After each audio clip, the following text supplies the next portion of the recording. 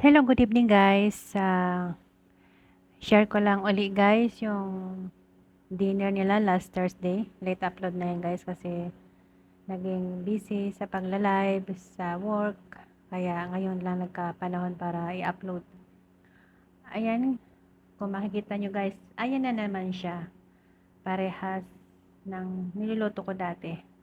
Wala akong may upload guys na long form ko. So, yun na lang uli. Pero naman ay different style naman siya, di ba? Ayan, ay isa-isa ko siyang ilalagay dyan. Ganyan. Ganyan lang ang pagluto niyan guys. Ang tawag nga pala dyan ay margok.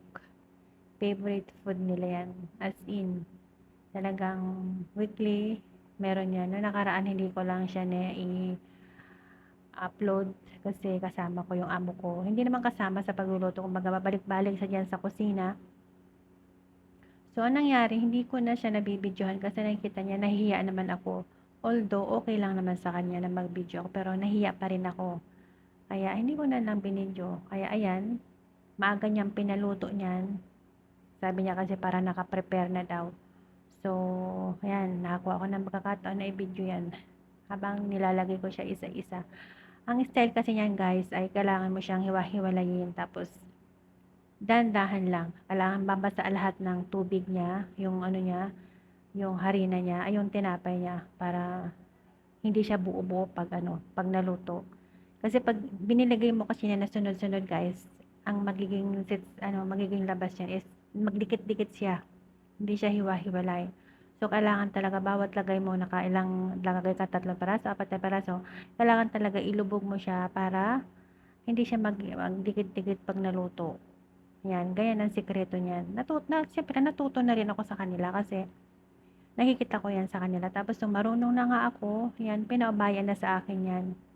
Alam nyo ba, pag ako nagluto niya, nauubos nila. Pero yung amo ko, oh my goodness, pag siya ang nagluto, laging may tira. Ewan ko ba, wala naman ako nilalagay dyan, kundi ano lang, yung ordinary ingredients lang nila. Pero kasi guys, alam nyo, kasi hindi kami gumagamit ng betchin dito. Wala talagang betchin dito, kundi magic cubes lang. So, ang ginagawa ko talaga pang-balance ng timpla niya is, sugar. Nilalagyan ko siya ng sugar, especially pag ganyan na may sauce, na tomato sauce, tomato paste yan. Medyo maasim, di ba? So, nilalagyan ko siya ng sugar. Yan ang sekreto daw. Kahit yung mga chef, mga ano, yan ang ginagamit nila, nilalagyan nila ng sugar para mas malasa o masarap siya. Ayan guys, tapos na. Ayan kanin yan. Yung manok nandun sa oven, inaano ko na. Ayan guys, thank you for watching. Tapos lalagyan natin siya ng sili. Parang siling labuyo yan, maanghang yan Ayan guys. Thank you for watching sa aking mga video.